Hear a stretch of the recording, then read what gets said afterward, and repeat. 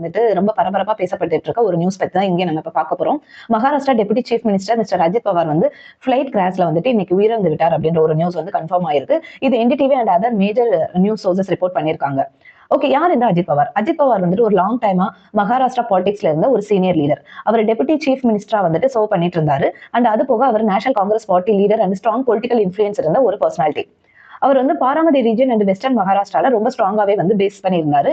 And பல அட்மினிஸ்ட்ரேஷன்ஸ்ல important role play பண்ணியிருந்தாரு as deputy CM and help state governance.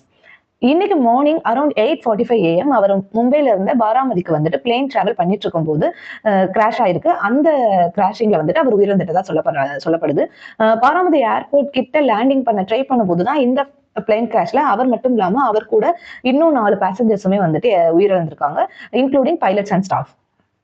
And என்ன நடந்துச்சு அப்படின்னு சொல்லி பார்த்தோம்னா, கிராஷ் டைம்ல ஏர்கிராஃப்ட் ரன்னவே கிட்ட அப்ரோச் பண்ணும் போது ரன்னவேல வந்துட்டு விலகி அங்கே பிளேன் வந்து தீப்பிடிச்சு எரிஞ்சதா வந்து சொல்லப்படுது. இந்த இதுல வந்துட்டு பிளைட்ல இருந்த 5 பேருமே வந்துட்டு உயிரிழந்ததா டிஜிசிஏ வந்து கன்ஃபார்ம் பண்ணியிருக்காங்க. அண்ட் மகாராஷ்டிரால வந்துட்டு மார்னிங் அனௌன்ஸ் பண்ணிருக்காங்க. And political leaders and party members வந்து ரொம்ப பெரிய ஷாக்ல இருக்காங்க. நிறைய பேர் வந்துட்டு அவங்களோட வருத்தத்தை வந்து தெரிவித்துக் கொண்டிருக்காங்க. தொடர்ந்து இந்த ட்ராஜடி நம்ம எல்லாருக்குமே ஷாக்கா இருந்துச்சு. ஸோ அஜித் பவார் மற்றும் அந்த பிளேன் கிராஷ்ல உயிரிழந்த அனைவருக்குமே வந்து நம்மளோட ரெஸ்பெக்ட்ஸ்மே வந்து நம்ம பே பண்ணுவோம்.